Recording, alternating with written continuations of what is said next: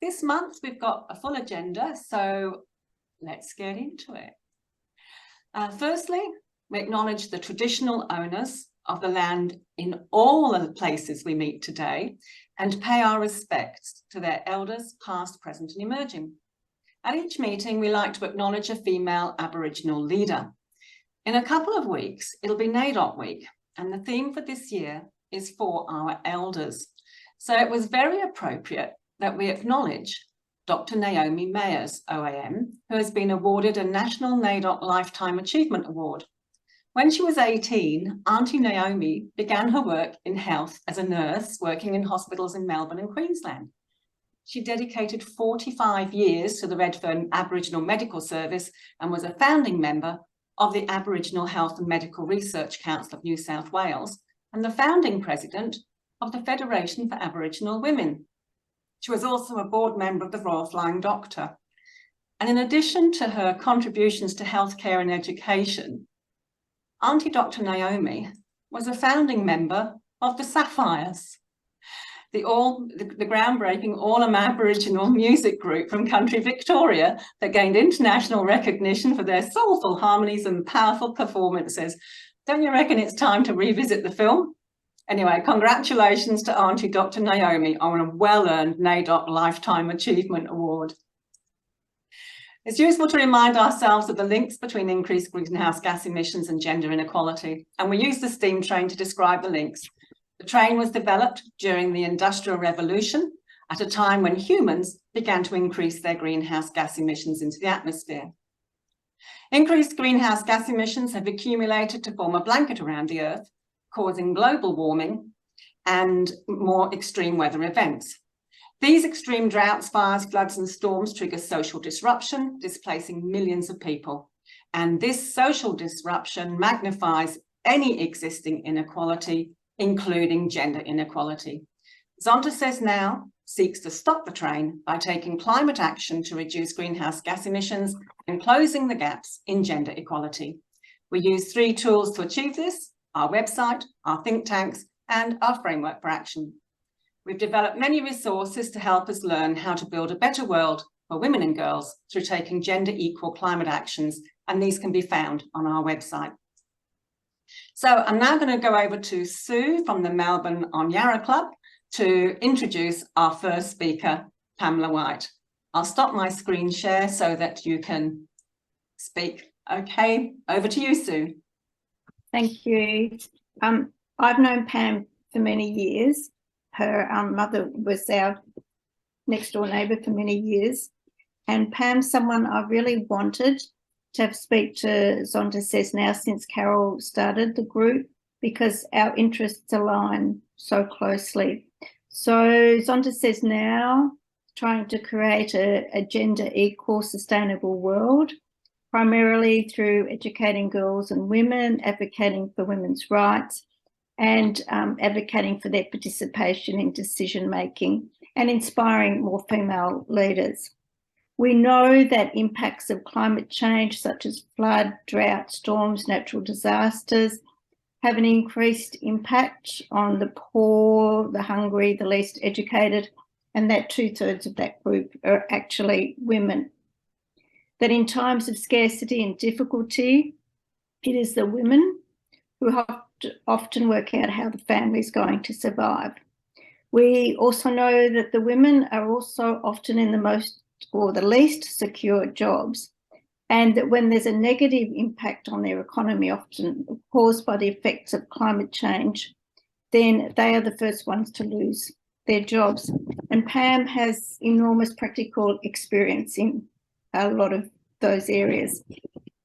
Pam is, I suppose, still Australian, I'm not sure about Australian citizenship, but lives in Finland now and has worked in the development area for over 34 years now. So Pam started out as a veterinarian, and I do remember when you were a vet too, and then went to study social science and a PhD in development studies. So when she was working as a veterinarian, she went to Nicaragua as an environmental volunteer and solidarity worker, and that sort of started her on a new path towards development work. So Pam has now worked over 34 years in lots of different countries in projects ranging from agriculture, forestry, natural resources, renewable energy, and a huge one called WASH, which is water supply, sanitation and hygiene. And gender equality, Pam's an expert in gender, women's empowerment, and a lot of her work has a human rights-based approach, and that's where we're quite aligned with how Zonta works in the world. So Pam's worked extensively in Nepal, and in fact, when I did some work in schools in Nepal, Pam was an absolutely brilliant person to have, to be able to email or call and say, what do I do now? What's the best thing? So that work in Nepal has seen her actually deal with the impacts of climate change on women, and seen that women have suffered the most from those climate change issues. So, and seen how important, and she knows how important it is that women are involved in that decision making in those sort of issues, and has actually helped that happen. So the projects in Nepal have produced very strong gender results, and really focused on that equal participation of women.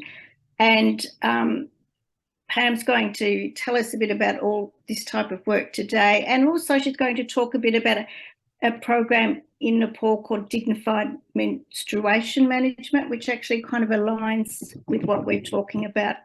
So Pam has also been involved in not only setting up projects but also evaluating them in a number of countries such as Vietnam, Mozambique, Laos, etc. And so she works with the governments of Finland, with Nepal, with the EU, with the World Bank. She's authored a number of documents on gender. She's participated in a lot of studies about gender and how to support women. So I think Pam is the perfect person to talk to us today. Okay, thanks very much for the glowing start, Sue. Okay, let me see. I will share my screen. If I can find it, there it is. Okay. And there. So are you seeing my screen now? Yep. Are you seeing my notes as well, or just the... Yes, we are seeing some of your notes. So that's funny. How do I get rid of that? Go to slideshow. I'm on, I think I'm on. Oh, no, there we are. Okay. Yep, that's right. Okay. Now I've lost my notes, but that's all right. I'll survive. And I'll just move your pictures up so it's not in the way. Okay, great. So, yeah, my name's Pam White, as Sue presented me, and I thought I'd try and cut. There's so many things I could talk about, frankly, but I'm trying to focus a bit on women and climate change to start with, and then a bit more on the menstruation issues towards the end. And I don't really need to say how I got to be walking over this bridge, because Sue's already told the group. So this is just very briefly the history of the Finnish aid in the water sector in Nepal, as I'm sort of focusing on that country. So the yellow area here, that was a project that our company started with Finland. It was the first Finnish project in Nepal that started in 1990. And then there was another one which was looking at environmental management and administration. Then this project on the left with the green is there are horrible acronyms in this, I'm afraid. But anyway, this is RVWRMP, so the Rural Village Water Resources Management Project. And then this green, paler green one, which was the Rural Water Supply and Sanitation Project of Western Nepal. Plus Finland supported UNICEF and some NGOs as well. So I'm mostly talking about the last two projects. They were large bilateral projects, is what we say. In fact, the one in the far west of Nepal also eventually had EU funding, but initially it was only Finland and the government of Nepal. And they're in quite remote areas in the hills mostly. One of the projects had some work on the Terai, on the flatlands, but mostly we're up in the mountains, as you can see. And that meant a lot of walking to get there, certainly initially. The last couple of years, they've built a lot of roads, but prior to that, you had to walk a very long way to get to these places. And you can see it's pretty tough conditions that people are living in there. Fairly small plots of land, very reliant on rainfall normally. There's very little irrigation possible. And they've got to carry in whatever they produce. Makes it very difficult to do things like agricultural value chains because it's so difficult to produce the products in a cheap manner with very few inputs and then carry them out. Makes it not very viable. And I've just, as some of you heard, I've just been in India doing an evaluation for IFAD, one of the UN organizations, and it was interesting to see how many subsidies the Indian farmers get, whereas the Nepali farmers really don't. So they're struggling to compete with the big neighbors of China and India. And, you know, it can be very harsh terrain. You can see here, I mean, the picture on the left, I don't know if your screen's big enough, but there's a tiny little bit of cultivation in the middle of that totally bare hillside, Yeah, and all the paths crossing over where people have walked. And on the right, you know, there's a lot of landslides. So you can see this mule train picking its way across the mule train on the right-hand side. But it also slows down the work. Whenever you travel in the mountains in Nepal, if you're in a car, you can always count on the road being stopped by bulldozers because they'll be clearing landslides at any time, particularly at this time of the year when the rains are starting. So discrimination and exclusion. Discrimination in Nepal is pretty broad. So there's a whole lot of issues like touchability and untouchability, ethnicity, landlessness. A lot of people don't have any land. Caste, of course, so Dalits, untouchable caste, and then the sort of more advantaged castes. Gender, obviously, and I mean, in our project, we were really only dealing with male, female. We didn't get into other issues. It was just too complicated otherwise, but I would say probably most LGBT people, if they've got a chance, get out and get to cities because there's not much opportunity in a village. Then there's issues of religion. Mostly people are Hindu in our project area, but there's also some Muslims. Menstruation status, disability, etc. I mention menstruation status because we normally talk about gender being a social construct. So in the sense that it's not just a biological male-female. But personally, I think Nepal is the perfect example of that because it changes according to your situation. Now, normally a Brahmin, advantage caste woman, would be higher in the pecking order than a Dalit or untouchable caste man, you know, like this. But as soon as that Brahmin woman menstruates, she's down below the man. So it changes all the time. Nobody wants to touch her at all. So, and all these things have a lot of implications for access to water. And exclusion was one of the main reasons for the civil war that was in Nepal from mid-90s, shall we say, till about 2005. So it all started in the west of the country, and it was mainly to do with exclusion, caste, etc. And therefore, you know, dealing with those issues has been really important in peace building, and we've had a lot of success in that, of using, for instance, a fairly neutral topic like water to bring people together, particularly straight after the war. For people to come together and plan a water scheme was really important because it was often the first time these people were back talking to each other after fighting, and they could discuss something that was a neutral thing together. and plan it together. And it was a really successful way of working on those issues. We also talk about, for instance, in the gender issues like menstruation, but also the elderly and disability. Because if you try to talk about disability, often people get a bit anxious. There's a lot of discrimination about disability. But, you know, talking about access to toilets for people with disability, it's often the same sort of issues as access to toilets for elderly, frail elderly people. And I quickly discovered that that was a useful in, that you could talk about. You know, I could ask people, have you got a person with a disability in your household? And they would get very anxious. But if you say, you know, let's talk about frail elderly in the household, and everyone got interested, because there's always frail elderly living in the household, and everyone knows they'll get old one day. So then it was a good way to talk about those issues. Now, again, lots of acronyms. So we had this disaster risk management and climate change adaptation.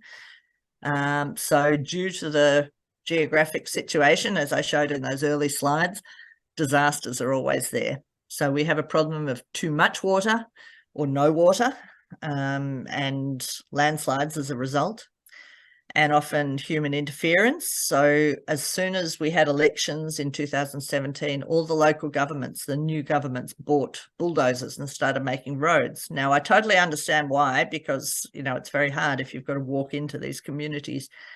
But on the other hand, they did a lot of damage to water collection points, even running over our pipes sometimes. And so there was really a need to deal with that very quickly. And the rock and soil is very crumbly in Nepal. And so it's very easy to have it collapse and fall down the hill. And you see it everywhere, lots of little landslides and sometimes very large ones. Climate change adaptation, we don't really concern ourselves too much on mitigation. I mean, we've had renewable energy project activities there, but the reality is the amount of greenhouse gas mitigation that we can carry out is very minor, and compared to the amount of greenhouse gases being produced in other countries. So we think it's more important to deal with the adaptation to what's happening with the climates. There's decreasing rainfall in general in the west of the country, and as in most countries, it's more erratic, it's less predictable and very intense at times. So it might come in a very short period, very, very heavy rain, and then not the rest of the time. So everybody has just planted their crops and then the new rain doesn't come. Also, we've had things like the last couple of years, there's been rains late in October, which normally they don't then. You know, it should have stopped by then. So there's been heavy rains then. Increase in temperature in general, summers are getting hotter.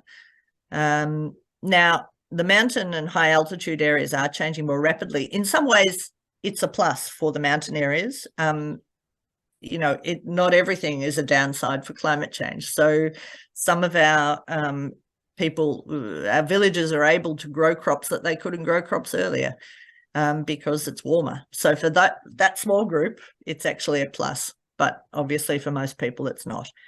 And we're talking really hot temperatures, you know, 40s for a long period. There's earthquakes, obviously, in Nepal. There was a very large earthquake in 2000. Well, there were two in 2015. And they're a constant sort of issue. There's background tremors, and there's always a bit of a concern of more tremors. And there's these new federal local government. So from the time of 1998, there was no elections after that time. So local governments ended in about 2002 in Nepal.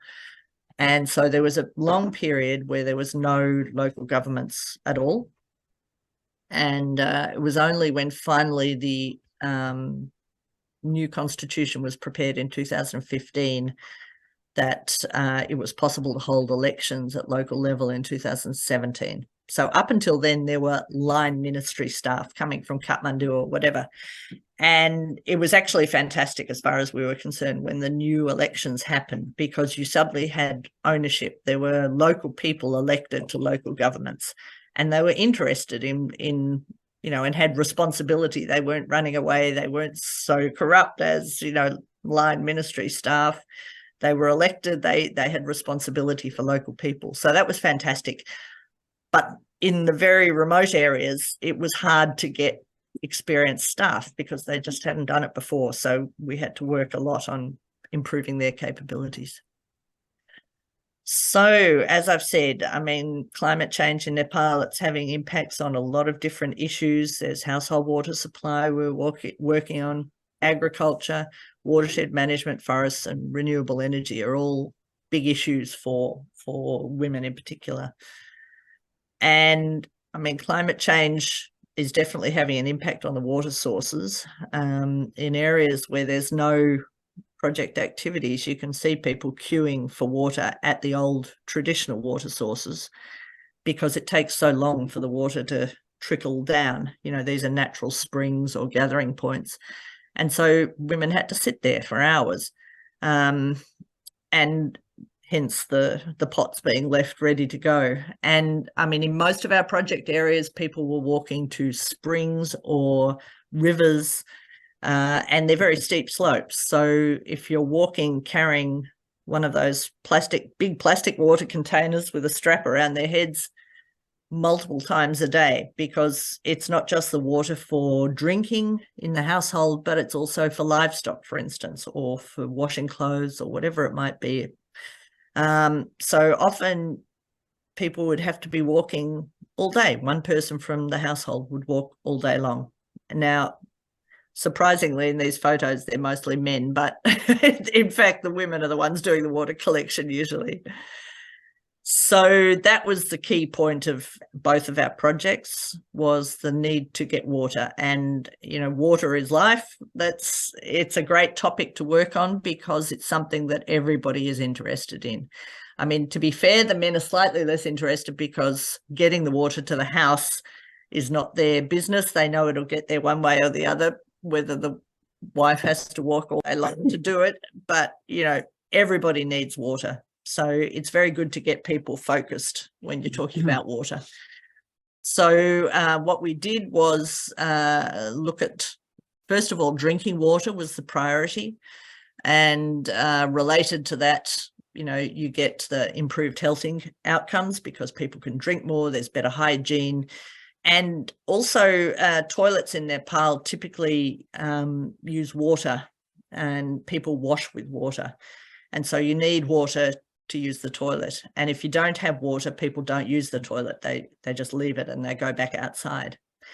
So this open defecation free campaign was an important part of the project. In the first few phases of the Far West project, we were assisting households to build their own toilets and doing a lot of campaigning, but it was a problem because people didn't necessarily get the message. There wasn't so much ownership in some places. There were virtually not a single toilet in the far west of Nepal when we started. There was something like 5, I think. So, so there were a lot of construction to be done. But when the government of Nepal came on board with a national sanitation campaign, that was great. And they also said at that point that there should be no subsidies for toilets at household level. So that actually worked quite well. At first, we weren't sure how well it would be, but in the end, it worked very well in most of the areas. And so everybody was encouraged through a whole campaign, community-led total sanitation, it's called, where you sort of inspire people with a feeling of disgust, which sounds awful. And at first, we were very anxious about it because we felt like, particularly Dalit women in particular, you know, they're getting enough disgust at any time. They don't need more, but it actually worked very effectively. So you're taking the whole community out, looking at the shit on the ground, basically, and getting everybody to feel that this is really awful and it's dangerous for the family. The point being that there's no good in you building a toilet if your next door neighbour doesn't, because then still the flies are coming to the shit outside and they're washing into the water supply, etc. So you need everybody to use a toilet on every occasion. And so local governments gave, rewards to particularly poor families if they were doing it, and everybody worked together. And it was a really great campaign. And basically everywhere now has a toilet, and it's a very openly discussed subject. At first people were anxious about it, but now you talk about it very openly. And, if you visit a village anywhere on the side of the road in Nepal, you can use the toilet. You can say to the person, "Can I use your toilet, please?" And that's fine, because everyone understands it's important to use the toilet all the time.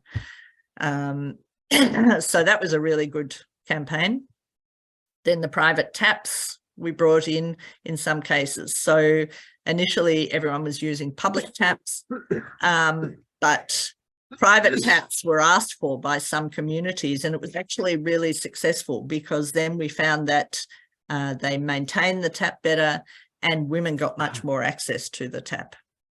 So just quickly, I won't go into this in much depth. Human right to water has certain categories. So there's ensuring a minimum quantity of water, and it should be continuous. So in Nepal, the figure is 45 litres per person per day. In some countries in Africa, they use the figure of only 15. That's if you're not using water for washing in the toilet. Accessible. So the Nepali standard is they should be 15 minutes maximum for the round trip to get water. It should be clean. It should be affordable. But this is a tricky point, because water isn't free. I mean, it costs to, produce a scheme and to maintain it. So you need some amount of maintenance. And then acceptability. So the type of scheme. As I said, some communities wanted to have private stands, even though it's a bit more expensive and they would have to pay more. And the location of the tap stands, we always got women involved in choosing where the public taps should be, so that they put it close to where it suited them, because if you ask men, they'd usually want to have the tap near the fields for irrigation. So we wanted to have it for domestic water, so that was important. And also doing things like sanitation and hygiene. So, teaching about hand washing, building taps near toilets, etc.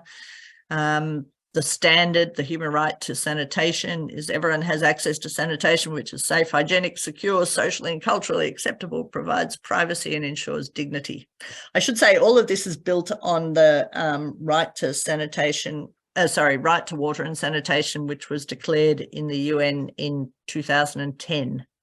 And it was actually great when this happened, because Nepal was one of the signatories. And that worked really well for us, because then when we were doing this campaigning, people, if they said, "Oh, well, that's what you foreigners, you Finns, for instance, in our case, are saying," but we could say, "No, this is actually Nepal has signed up to this. So it's your commitment that you should be ensuring the right to water and sanitation for all people." Now, that doesn't mean straight away. It's a progressive process, but you have to show that something is being done. I've talked about this already, more or less. Okay, so then we were also talking about water for home gardens. So while the main priority was drinking water, then if there's any excess, or runoff water, etc., it was important to think about home gardens. And initially, because of the transport, it was impossible to think about value chains, sort of more advanced agricultural production. But we could talk about food security and nutrition at household level. And you would think that people would be growing home gardens already, but they really weren't. I mean, most people had, for instance, maize and a winter wheat, or a bit of millet or something like that, and maybe some greens, some canola or something like that. But very few were growing vegetables beforehand. Now, that's partly because there wasn't so much water, but also sort of lack of knowledge, really. And so we, emphasised, to start with at least, the importance of even using the runoff water from the taps. If there wasn't even that much, then the water that people had done hand washing in, etc., they could use in little drip sets to have drip irrigation on fields. You could get them more and more cheaply. And this was really great. It improved nutrition, The kids loved eating the vegetables, interestingly. And we did training on nutrition at schools and with village, women's groups, etc. And ensuring, good water efficiency. And occasionally, to start with, they could, for instance, sell seedlings that they'd produce to others or a bit of excess crops. And gradually, as the project developed, then it's moved into more commercial production with those people who could afford to. This mention of urine as fertilizer. We did a lot of work on compost, good quality compost production, because you simply can't buy commercial fertilizers in the far west of Nepal. Up in the hills, there's not enough in the whole country. But then we also introduced using human urine as a fertilizer. And I mean, urine is a great product, lots of nitrogen, some phosphorus, probably could do with a little more, and some trace minerals. Now, because of all the untouchability issues, a lot of people were anxious to start with.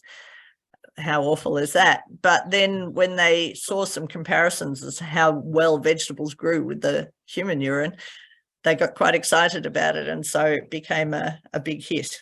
So everywhere you'd go, you'd see containers of urine outside farming plots, where people were using the urine. And then there's all these cross-cutting criteria of human rights-based approach. So I think I probably should run through this so very quickly. But the importance of involving people, participation of everyone, access to justice, who can they complain to if there's a problem, ensuring it's good quality construction so that it's sustainable, etc. Okay, then disaster risk management. We had to really consider during all the stages of the program what the disaster potential there was.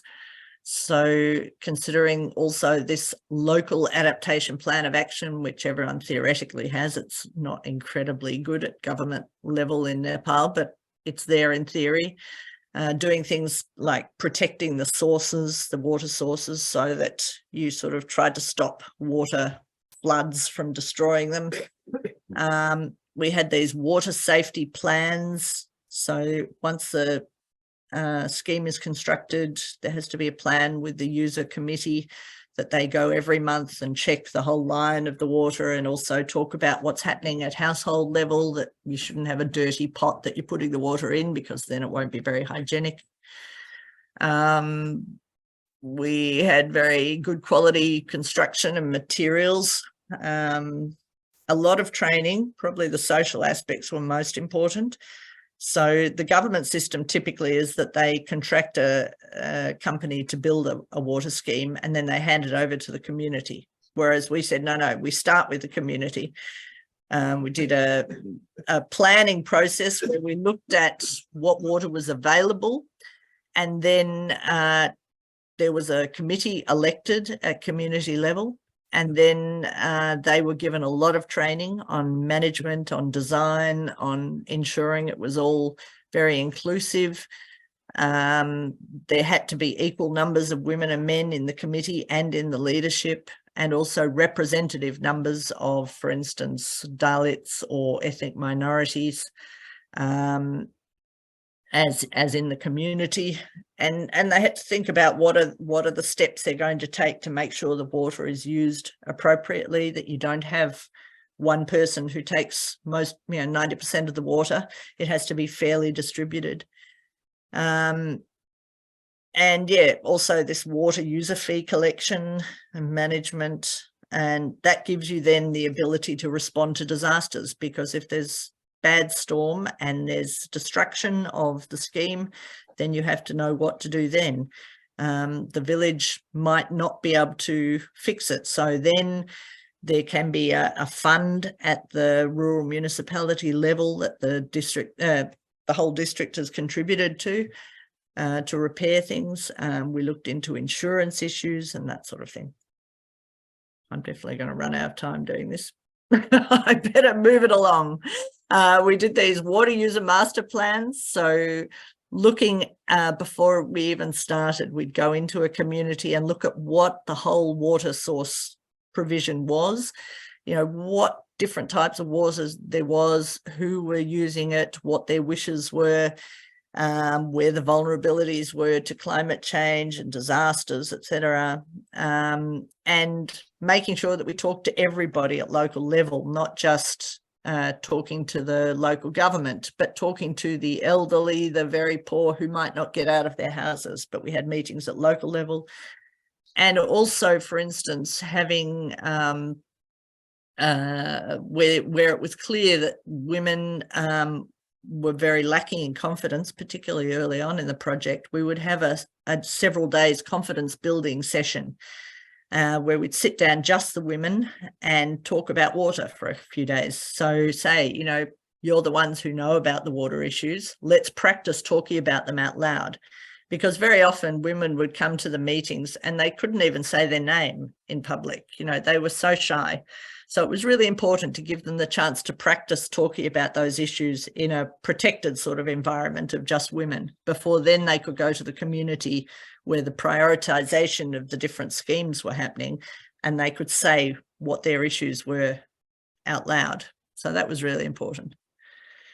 We've also had things like solar power for pumping water in some areas. You know, normally it was gravity-fed water supply, so coming down from a higher up scheme. But if you've got a village that's above the water scheme, what do? Well, you have to pump the water up, and the best way to do it is solar. The only tricky thing is that in some areas we had a lot of lightning strikes, even though we were earthing everything very well, so it's slightly vulnerable, but yeah, it's good. We also did things like improved water mills, so little old-fashioned mills that have been very traditional in Nepal, but we put on better power takeoffs so that they were more efficient, or then improved cooking stoves to use less firewood. Disaster risk management training at the rural municipality as well, so that they could think about what the plans are, what they should do when there is a disaster. And here you can see just some of the activities. On the left is one of the water mills. Then the improved cooking stoves, they use about half the firewood, generally speaking. It depends. They can be somewhere between 25% less and 60% less. But they also have the benefits that they have a chimney, so that's a much better environment for the women to cook in. And they have 2 burners instead of just the traditional, you know, open fire where you can only cook one thing at once. So the cooking time is halved. Also, you had to think about multiple uses of water. If there's enough water beyond drinking water, then you need to think about having water for irrigation perhaps, and also for livestock. You don't want the livestock drinking out of the taps, as you can see there. It's much better to build a drinking pond. And things like recharge structures. So, you know, for instance, building little dams on top of hills so the water is percolating back into the ground. Or on the left, you can see the ladies are digging what we call little recharge pits, so little holes to try to stop the water from accelerating down a bare hillside. You can dig a little pit and then plant sturdy grasses or seedlings around the pit to try to keep it there. And that way you're just slowing down the water and getting it to go back into the water source a bit more. Okay, so menstruation. Now, this was a really big issue, particularly in the Far West project I was working in, but also all over Nepal, really. So in Hindu sort of cultural traditions, I mean, I wouldn't say this is necessarily just Hinduism, but, you know, it's particularly strong. Obviously, in Judaism and other issues as well, there are issues about menstruation. So the menstruating women couldn't touch the tap or the toilet. Now, that's sort of because God is in the water. And if you're using water to use in the toilet to wash yourself, then you don't want God touching menstrual blood. So that seems to be the background of it anyway. Now, obviously, it was less of an issue before the project came along because there weren't taps and there weren't toilets. So for a long time, we had the taps, and we started to understand that that was an issue, that women couldn't go to the public tap when they were menstruating, that other women would have to collect the water and perhaps even pour it into their mouths or into their hands to drink. But the toilet issue took a long time for us to understand, because, of course, there weren't toilets. So it wasn't like it was a traditional issue. It wasn't written down anywhere that menstruating women can't use a toilet. And so it took some time before we realized that that was a big issue.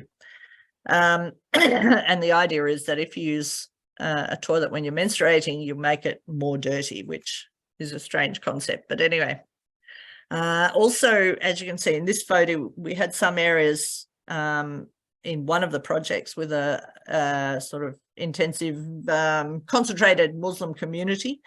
And in those communities, often menstruation was also an issue. And in those areas also, often the daughter-in-law and the father-in-law who were living in the same house weren't allowed to use the same toilet. So that was also a problem.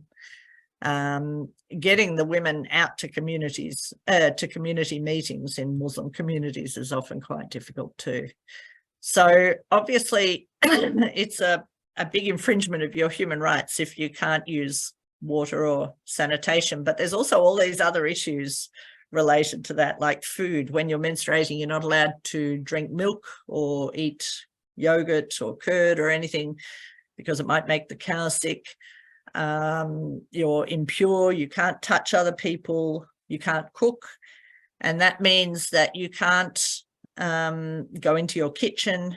And in the more extreme areas, like most of our Far West project area, you weren't allowed to even stay in the house. So women were sent out to these tiny huts or had to sleep with the cows underneath the house when they were menstruating, and also when they gave birth, and they couldn't go to public affairs. So it's a very strong taboo, and it was probably the most difficult behavior to work on in our project area. You know, getting people to use toilets, that worked quite well. People learned that. All sorts of things, even tricky things like using the urine in the vegetable production, that worked fine. But getting people to not use, well, to not participate in life, basically, when they're menstruating is really difficult, and very tenacious tradition. And part of it is because these are very remote communities. And if you break the rules, and then, for instance, a child gets sick or an elderly person in your household gets sick, then you blame yourself, quite apart from everybody else blaming you as well. And everybody knows your business in the villages. So you're usually washing in public, you know, hanging up your cloths to dry. So everybody knows you're menstruating. So it's a really big problem. So as I said, they're often sent to these very unsafe shelters to sleep in, cattle sheds, whatever, and sometimes even sleeping in the open. I've got a photo of that after this. They can't eat milk or curd or many other nutritious foods during menstruation, and also for the 10 days often after they've had a child. They're often out there in these huts or in amongst the cattle, and they're not allowed to eat nutritious food. They're not allowed to touch the tap or the toilet, so they're not allowed to wash even until the 3rd day. After the 3rd day of menstruation, you shouldn't wash. So that's not very nice, and very difficult to find suitable sanitary materials. Mostly women are just using old cloths. And yeah, exclusion. So not allowed to sleep in your own bed, enter the kitchen, go in the house usually. You can't eat together. You can't go to the temple. We didn't touch those issues, but we did touch the more practical ones of sort of human rights issues. And also it became a problem that they couldn't participate in meetings. So for instance, we've said that there has to be equal numbers of women and men in user committees, or, you know, encouraging them to go to trainings and things like that. But if they're menstruating, they didn't feel they could. And it's dignity. Nobody wants to work with them. And that means that the women feel very embarrassed. They feel that, you know, they've done something wrong often. And I mean, traditionally, often people would say, oh yeah, no, they're having a time to rest during their menstruation, but that wasn't true, because the reality is because somebody else has to do all the cooking and the normal jobs that they'd be doing, usually the mother-in-law, then they have to do all the hard outside work. So collecting firewood, taking animals out to graze, collecting forage for the animals. And education was a biggie, because the girls were often not allowed to go to school for 4 days a month. And even now that tends to happen a bit. We've done a lot of work on that. And in most places it's working fine. But even just last year, when I was visiting a couple of the schools that we'd been working on with this, they'd had a recent issue of a sort of mass hysteria event where some girls had been crying and fainting at school, and it turned out it was because they were menstruating and they were worried that they were breaking the religious rules. And it turned out in both cases that that was a very local issue, because it was girls who were living in one sort of cluster of houses where they had to walk past a local religious leader to get to the school, and he was harassing them and accusing them all of contaminating his temple by walking past them when they were menstruating. So then there was a lot of discussion with sort of the more benign religious leaders in the communities to try and convince the problem one. And in the end, I think in both cases, the local government decided to build a new path. They were very pragmatic and just decided to build a path so the girls could go around the guy's temple. But as you can see, these are these chow huts, variation of quality. Sometimes, of course, you might have more than one woman in there at once with their children. Other times they're in there alone, and there's a lot of problems. They're dangerous. During winter in the mountains, it's very cold, so they'll often shut the door, and sometimes people light a fire, and then there's been, you know, deaths of carbon monoxide poisoning, etc. We've had people attacked by wild animals there, bitten by snakes, and even raped. Unfortunately, they're too dirty to touch, but not too dirty to rape. So they're there, and, you know, you might have some drunk guy coming home and taking advantage of the fact that the woman's there at night by herself in the hut.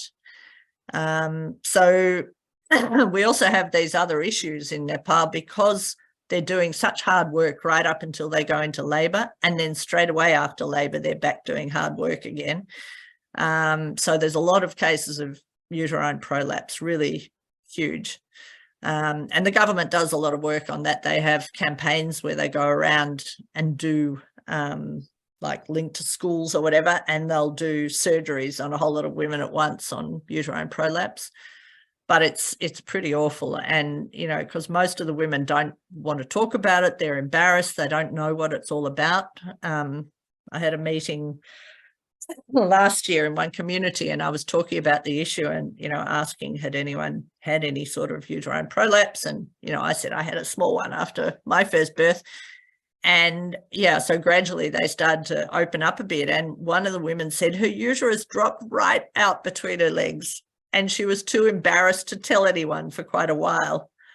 Really shocking. So, but yeah, very tricky thing to work on. So we tried involving local religious leaders and doing a lot of campaigning, and some places called themselves chow hut free. Although then, even then, you might have an incident. We had heard of several occasions where people said they were back staying inside their house, but then they sort of had this sort of hysteria event, basically, where they would feel anxious and faint. And so then they went out and slept outside under a blanket. So that was a real problem, because that, you know, we'd made their lives worse, not better. Anyway, so yeah, lots of work on this. The Dignified Menstruation Management Campaign began, and once we had local government, this was something we could really work on. So bringing together almost all of the deputy chairpersons of the rural municipalities in our area were women. And so we brought them together for a workshop and talked about this, and they all made a declaration, and then we worked with them all to develop dignified menstruation management declarations and local directives, sort of legal policies, to ensure that there was funding and campaigning and things in the future in their areas. We had a lot of training on it, and we also had these workshops where we brought together elected women in the rural municipal council and also employed women, so nurses, teachers, etc. And we bring them together for a workshop to talk about what are the problems for women in their municipal area, and then to think about what could be done about them and what would be possible sources of assistance. It might be our project, it might be other government projects, etc. And sort of to really plot that out and make a plan and a budget. And then we'd bring in the men from the council and get them to make a commitment to supporting these over the coming years. And then we went back annually and had a little workshop to revisit the plans and see how they were progressing and give a bit more of a push on to getting funding for different things. And we also added disability as an issue later on. Pam, sorry, we might have to start winding up. Yeah, sure. Okay, so menstrual training, sanitary pads, supply chains, all sorts of issues were covered in this, and all sorts of behaviour change things. So we did things at schools, lots of campaigning, children's clubs, making reusable sanitary pads, all sorts of things. And this was a really successful thing. We got a celebrity ambassador. So this lady, Reka, is a singer and well-known. She comes from the local area, and we got her to take up the campaign, and she went around. She made a couple of songs and a video. She was so active on social media.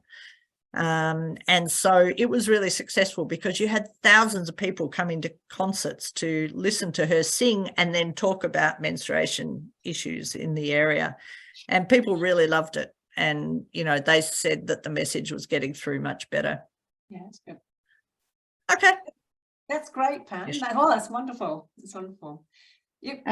So, Pam, I just want to say, wow, thank you. I mean, I've seen quite a number of those problems myself, and but it's really great that the others can have an opportunity to start to understand them too, and to realise the work that people like you are doing, the support that you're giving women to cope with their changing lives and opportunities to improve them and kind of move with the 21st century ideas too. So, and to develop their confidence in actually participating in their own world and problems. So thank you so much for being here this afternoon. And if you can, it'd be great if you could stay for a little while longer. Sure, no problem. That's great. Thank you, Pam. That's wonderful. I just have a quick question. How do you go for your safety when you're over there with regards to what happens if you're menstruating? Does that cause a problem? What language? Don't ask, don't tell. we never told. Excellent. And it's funny because I remember being in a meeting once in one of the project areas, and there was these women, and we were discussing menstruation, and then one of the younger women was down studying in the district headquarters. And she said, when you're in the village, everyone knows your business, everyone knows you're menstruating. But when I first moved down to the district headquarters and I was menstruating the first time, and I was walking down the street and I accidentally brushed a man's shoulder and he didn't get sick. And then I realized this is nonsense. You know, he only gets sick if he knows that I'm menstruating. So that was great. There's it all, doesn't it? That's brilliant. Yeah. Thank you so much, Pam. We'll have to move on, and but I really appreciated the preparation and for also showing us a little bit of Finland out the window, which was Can I just say before we go on that Pam actually has worked in really well, because we were looking at disaster risk management at the last meeting, and then our area meeting, I actually had Jamuna Parit Julie, who's from Nepal, and tells the story of she's just finished her doctorate, but she could not go to school until her father had asked the local community to put in a toilet. Yeah, wow, definitely big issue. Wow. Well, thank you again, Pam. That was just gorgeous. No problem. Well, it's going to give me great pleasure to introduce our next guest speaker, who's Margaret Thomas. Margaret is a member of the Zonta Club of the Central Coast in New South Wales. And I met Margaret at a District 24 Area 1 workshop in Gosford in March this year. We got talking over dinner and I just had to know her story. She's a senior international development professional, and from 2012 to 21, she worked for the United Nations Development Programme in New York, and most recently as the head of the Effectiveness Group, and formerly as the senior advisor for the Corporate Strategy and Governance Group. Prior to joining the UNDP, she worked for AusAid for over 20 years, and her positions included extensive country office experience, including as head of Papua New Guinea and Timor-Leste and country offices, and she had an earlier posting in the Philippines. In Canberra, she served as the head of the Pacific branch and concluded her career with AusAid as first Assistant Director General with a focus on corporate reform issues. And she's currently a board director for Oxfam Australia. So over to you, Margaret. Take it away. Thanks very much, Carol, and great to join you. I did participate in the last think tank meeting back in April, I think it was. So, I'm really delighted that our club decided to set up an advocacy subcommittee on gender equal climate action this week, following the talk with Carol and some other work we've done. So we're moving ahead and joining the locomotion that Carol has set in action. I'm sorry, I just have a few slides. Let me see if I can share my screen.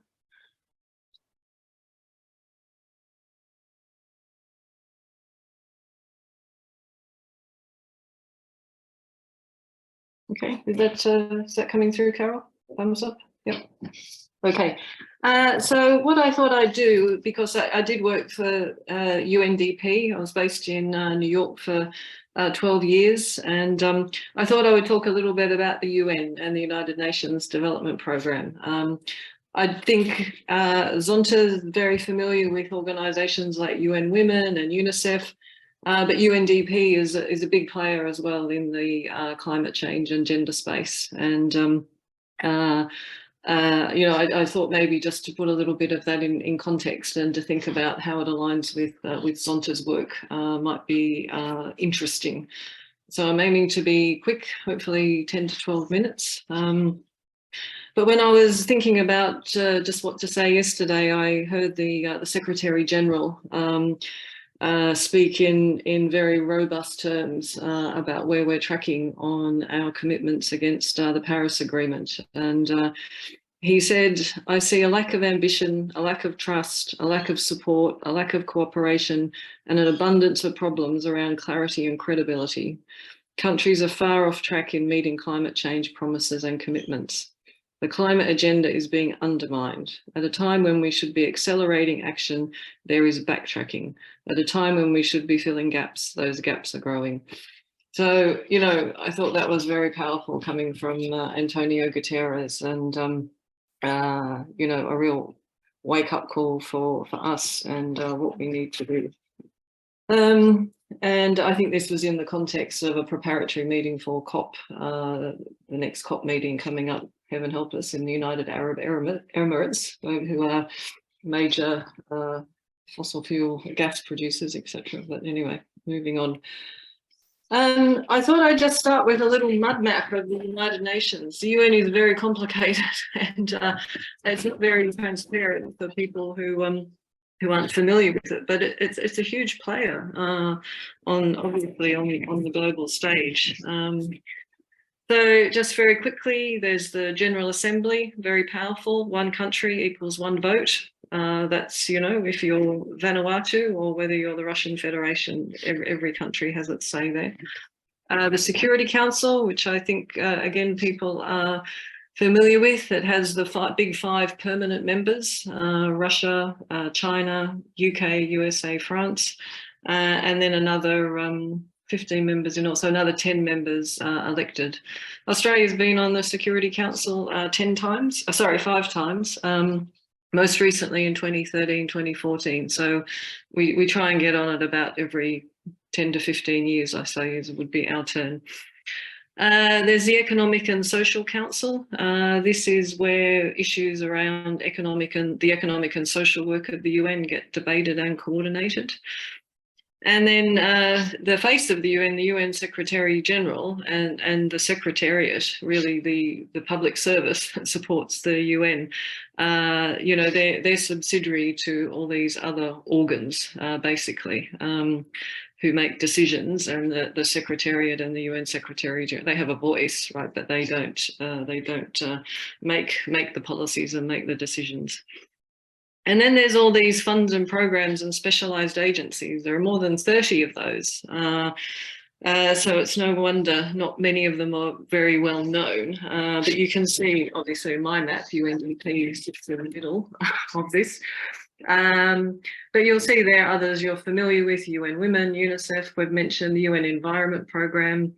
The World Bank Group is part of the UN family as well. Etc. So that's not all of them by any stretch of the imagination, but I think it just gives a flavour of the extent of work that the UN has, and the funds and programs and the specialised agencies.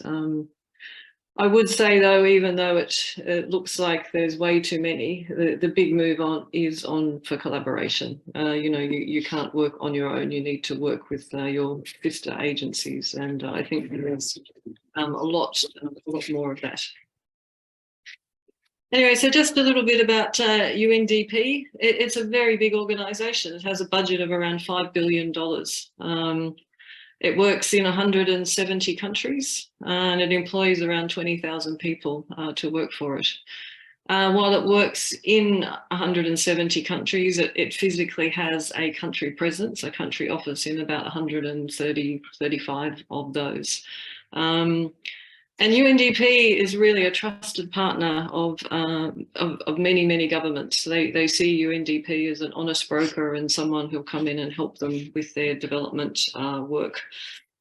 And everything UNDP does is agreed with partner governments. And while you might think that's a constraint, it certainly doesn't stop UNDP working with a whole range of civil society actors, and also taking on quite difficult issues that sometimes governments want to partner with in a way that will help them take action. So I think the big three things that UNDP is trying to drive, I think resonate very well with the climate agenda and many of the things that we've been talking about. So, firstly, green, inclusive and digital transformations, really helping countries to be able to deliver on development for their people, but in a sustainable way.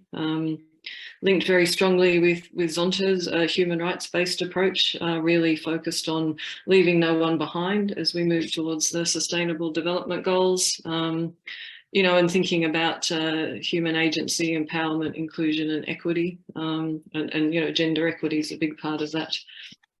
And then finally, building resilience, so that really helping countries to strengthen, mitigate and respond to what is an increasing number of conflicts, disasters, and the climate change and social disruption and all the sorts of things that are going on in the world at an increasing rate.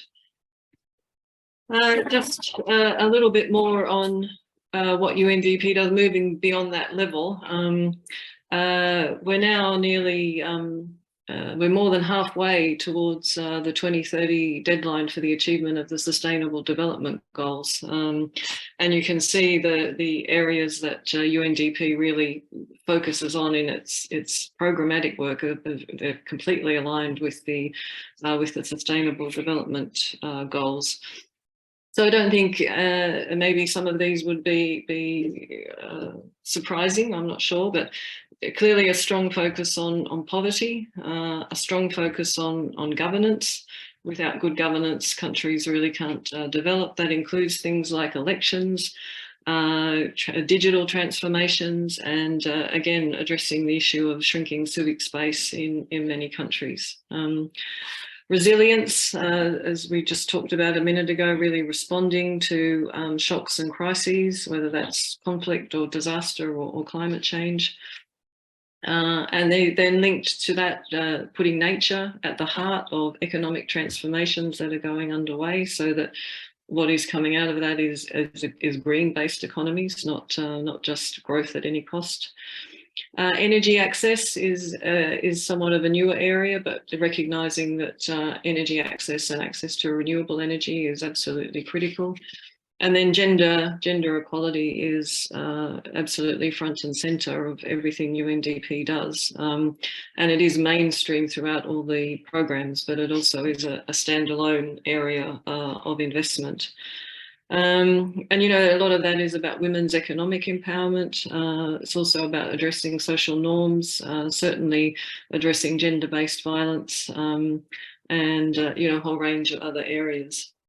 And we certainly work very closely with UN Women in that area. But I just wanted to very quickly perhaps share some of UNDP's work, just to give a flavour of what they do. So I think one of the biggest things UNDP does is support countries with their nationally determined contributions to the Paris Agreement. These are the non-binding contributions that every country has signed up to.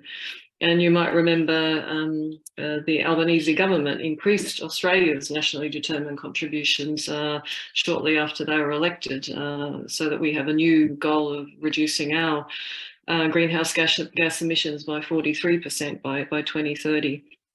But UNDP partners with you know, many countries in the world, 127 of them, to help them develop their own nationally determined contributions. And following COP27 in Scotland 2 years or so ago, nearly over 100 of the countries increased the level of their ambition as well. So I think that's just a huge contribution, which you don't see. It's sitting behind the scenes because countries own it themselves, as they should, but UNDP contributes to that. And they're also helping turn those into action now to implement them.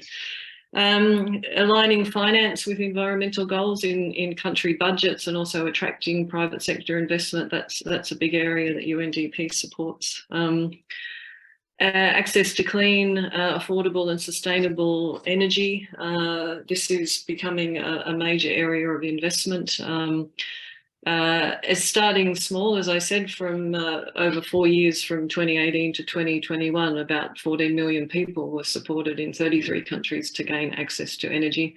But UNDP's just started a massive program in Africa, rolling out solar mini grids, which actually aims to reach 396 million people, which would be more than 2/3 of the population in Africa that currently don't have access to electricity.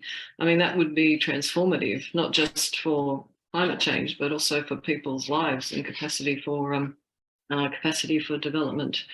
So solar, again, green productive use of financing and those sorts of things.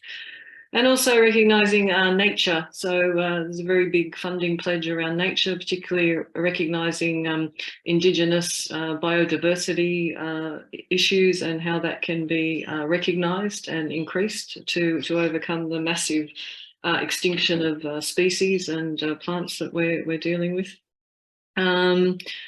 And again, financing and also increasingly working with the private sector on greening supply chains and production lines. So it's a kind of a very diverse portfolio.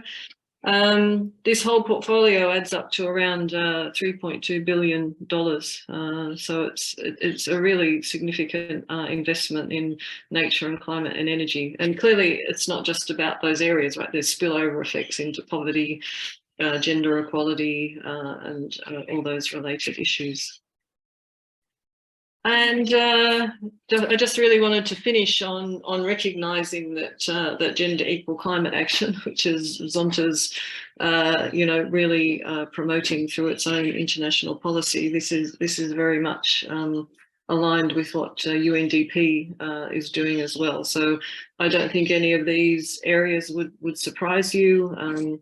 Energy access for women's economic empowerment, as Carol's been leading on gender responsive disaster risk reduction and management, economic recovery, natural resource management, and implementing the gender equality commitments in climate action plans. So I think one of the great things, and these are just some little country examples sitting around that pink box that kind of just give a bit of a flavour about what's going on. But having 100 countries integrate gender equality into their nationally determined contributions plan, I mean, that's fantastic. That wasn't there in the first generation of plans that came out, you know, after the adoption of the Paris Agreement. You know, things like Bhutan training gender focal points with different ministries, or really helping to coordinate and implement gender equality and climate initiatives.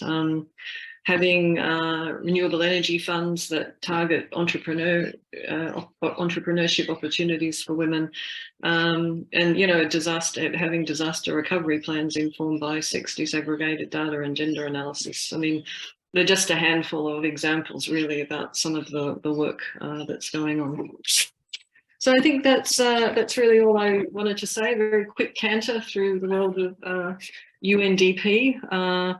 But I think, you know, I hope in time that UNDP and Zonta might be able to join forces at some point through some of the international projects. And, you know, I think we've got a great opportunity coming up if Australia is successful in its bid to host the Conference of Parties on the Paris Agreement in 2026, which it's put its hand up to do. That would be a really exciting opportunity for us here, Zonta International, but Zonta in Australia as well, and our focus on gender, and looking out to our Pacific Island partners as well and friends to think just, you know, what do we want to do around that? It's not that far away, and if we're successful, I think it's an opportunity we'd like to take advantage of. So thank you, Carol and everyone, and that's it from me.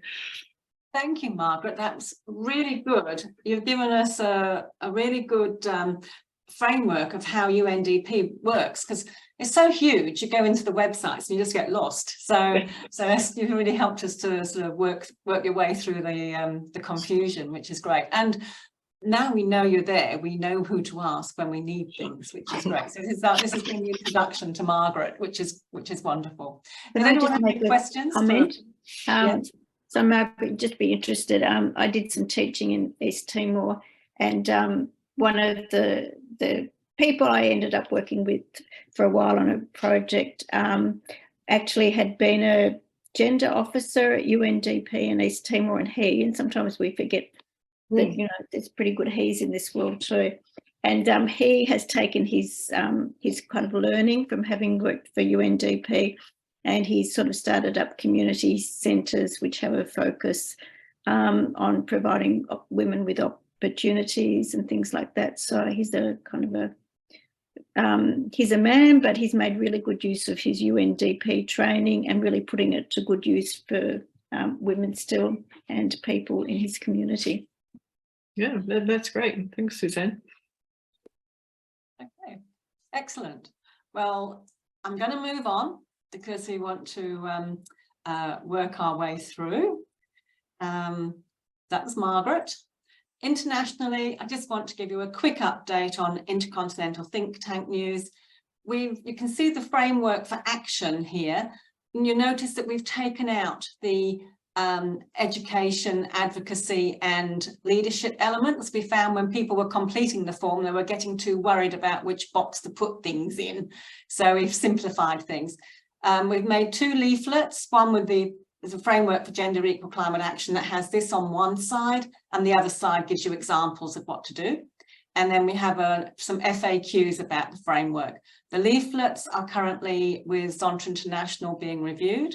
We also have 3 surveys that are with Zonta International awaiting release for members, club presidents and district governors, which sort of get the baseline of members' understanding of gender equal climate justice and their awareness of climate change and what actions they're taking now, so we can identify knowledge gaps and see how comfortable people are with advocating on the issue.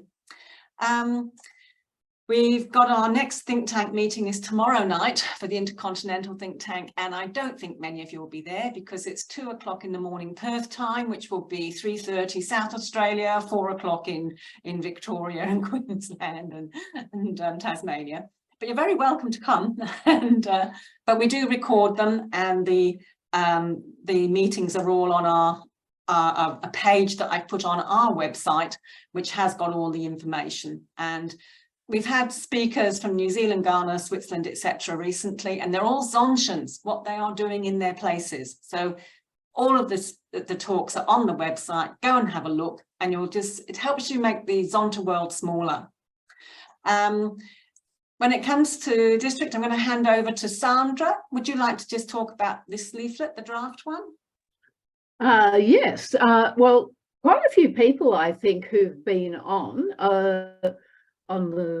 who are on the think tank today, I think probably were at the April think tank. And you'll remember then we had Amanda Lamont, the Australian Women's Emergency Network speaker, talking about disaster management and women having a voice in disaster management. And so because of that, in May, Carol and I had a Zoom meeting with Amanda and talked about how we could get this message out to our members and our clubs.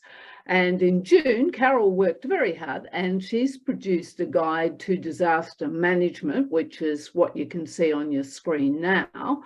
And Amanda's helping to draft that. I assume she's still working on that, I'm not sure. Yeah, and so she's helping us because what Carol found is there's just a huge amount of information out there on disaster relief based in states, federally, and the territories. And in order to make sense of all this information, Carol's done a deep dive into it and probably got totally lost in there, I'm sure, at times, but it's to direct us to the most useful information. So Carol, you've just done a brilliant job on that. When we were talking to Amanda, and also in her presentation, I think 3 things stood out to me. And look, I have to be honest, I don't really have a disaster management plan, but I am going to make one now because I realise, you know, even though I live in Melbourne, I live, you know, on a busy road, disasters can happen anywhere. And they might just happen right next to you.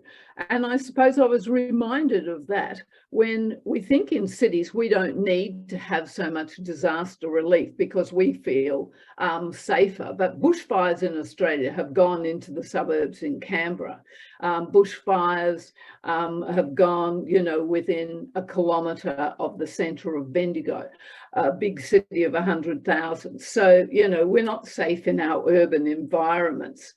And I think Amanda's message was, don't put the bag of all the important things you need by the front door, because in a disaster, you're probably not going home. So that's not a good place to have it. About knowing your neighbours was the other thing that she reminded us of, and I hadn't really thought about, because a disaster could be huge or it could be small if it's happening to a neighbour of yours or it could be happening to you. But the other thing that she said was, don't rush out and seek the emergency evacuation place, which was something I'd never thought about. She said you should choose to go to a relative or a friend if you can, because emergency evacuation centres are not the most comfortable places. And if you've got a choice, don't think of that everyone has to turn up there. You can advise people of your safety without having to go there and overwhelm that one spot. They were just things that came to my mind. So on here, you'll see that Carol has actually put all the links to all of this information. And we know that one of the big disaster relief places in Australia is the Australian Red Cross. And it never occurred to me that people thought it might be related to a religious organisation. I always knew it was just a secular organisation, but, you know, that's just my bias, I suppose. You know, the readiness plan, there are apps, there are survival kits, so you don't have to reinvent anything. And I think if you haven't been in a disaster, you don't know what it can cause to you. Because I had a friend who, when some fires were near Bendigo, and she's a really sane, organised woman, and she said, I stopped and I deliberated for about 5 minutes over whether I should take some pearls. She's like, I don't even wear pearls. It's just that your brain just gets so overwhelmed, you can't think of anything else. She said, what on earth? She said, I can't believe that I got hung up on this. So by having a plan, we know what to do pretty much straight away, and we're comfortable with it. And I think the other thing that you'll find in here too is that, you know, have that plan like on your fridge or somewhere close, because you can't be sure there's going to be power, and that your phone is going to work. That's the other thing. We rely on these things so much. And we certainly know there's going to be an increase in frequency in the duration of extreme weather events, and there's no longer an off season. I think we know that in Australia, but I just came back from Canada and Alaska, and there are huge spring fires in Canada. You know, and they're just really taken aback by the fact there's so many fires so early in their season. And this is what we're finding all around the world. So I think have a look at this when we get it out. But the important thing is that it has a lot of information there for you that Carol has sorted through. And then you can come up with the important things you need and the important things you need to know. And, you know, this whole thing about knowing your neighbours and who's around you, they can be overwhelmed with information too, but they can be overwhelmed in the event. And I know my sister was in a flooding situation a few years ago, and their elderly neighbour just sat in her house because she just didn't know what to do. There'd never in her lifetime been a flood anywhere near her. So, you know, you need to know that people are out there, and they might not be just elderly people, they could be young people with children who need your help. So having that network of knowing who's in your community, whether it's in the centre of Melbourne or it's out in the country, is pretty important. So thank you, Carol, for doing all of that work. And it's in the development phase, but we're planning that it's at use at club level, but for people to use individually. Carol, I'll go back to you now. Yeah, thanks, Sandra. So it's in draft format at the moment, and we circulated it with the agenda. So if you've got any comments on it, just let us have them, and we can update it to see what's there. And we're waiting to see what Amanda has to say as well. Yeah. So it's a work in progress. Some other news. Bronwyn, thanks for sharing your story about the olives. Bronwyn picked up olives from the path, I think, basically, didn't you? And got them all. Well, just tell us about that, which was really fascinating. Christine was telling us about Powering Up, Alan Finkel's latest book, which I've just started reading, and it's very reasonable. Vicky, you had your hand up. Mm-hmm. So you're on mute, Vicky. Thank you. I didn't mean to interrupt you right in your middle of your spiel, but I just wanted to know, with the pamphlet, that the previous pamphlet we were talking about, will that be available in hard copy, or do we print it off, and are we getting copies per club? I mean, I think it's a brilliant idea, and thanks, Sandra, too, in explaining that. But I think this is crucial for a lot of people and families. You know, we could be doing so much more with it and make it you know, really a wonderful resource. But, you know, would we be needing to print it off? Print. Yeah. No printing, because the thing is, there are so many hyperlinks in it, Vicky, and it's the hyperlinks. So you just click where the hyperlink is. Yeah. Want to reduce the amount of printing, so it's something that you can sort of share electronically, and people can sort of open on their phone and press the links and stuff. So that's the idea of it. So we'll have the link on our website, and it can be, the main thing is to let people know it exists, and it's the hyperlink function of it that it's the essential part. So it takes you to all the tools and things that you need. So thank you. Good pickup. Yeah, get the word out. But yeah, will. They need to be on electronic. Yeah. So Powering Up, Alan Finkel's book, is all about you know, saving energy and moving towards a more electrical future, and it builds on basically a lot of the work that Saul Griffiths did with the big switch. So be aware of that. The Climate Council has an open letter for federal governments at the moment asking for interest-free loans so as people can make these changes towards a more electrical, energy efficient future. So think about putting your name to that one. Caroline has coordinated the motion so as we can put the Women Taking Climate Action Award as a District 23 award formally. So that's in play.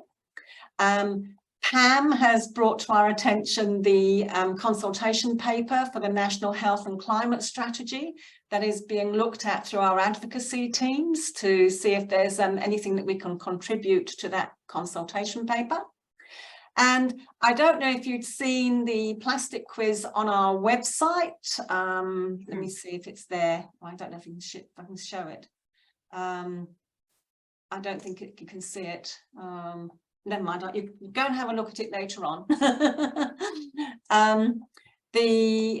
Go and check out our website for the link, and it's just all pictures, just five questions, but it's all pointing about how you can use it as a baseline for raising awareness about plastic pollution.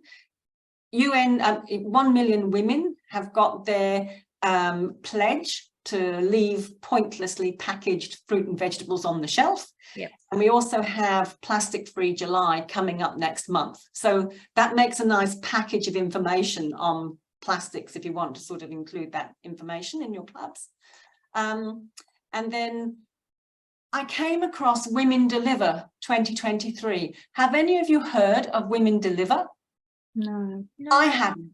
And I thought I must have been living under a rock. And they hold a conference every 3 years. Their last one was in Vancouver. It had over 6,000 people at it, and it's all women, and it tells you they're coming from a sexual reproductive health and rights at their core. That's where they've come from. But a lot of the things they're doing are climate change, gender-based violence, unpaid care work, all of these sorts of issues they're covering, which is right in our territory of what we try to do with Zonta.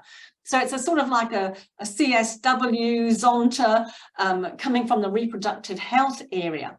But their international conference is in Rwanda, but they've got the virtual registration. It's $300 US for the virtual registration. These are some of the speakers: Seema Bauhaus, Helen Clark, Natalie Cannon from ED from UNFPA, from Zili Mlambo Nkuka, the ED from UN Women formerly, Malala Yousafzai, she's there too. And but I just wanted you to be aware that it exists and go and check it out. And a couple of other, just some facts. The World Meteorological Office says that at least 1 year in the next 5 will be the warmest on record. The last warmest on record was 2016. And at least 1 year in the next 5 will exceed 1.5 degrees. So it's happening, we're here. El Nino has been declared in the Pacific Ocean.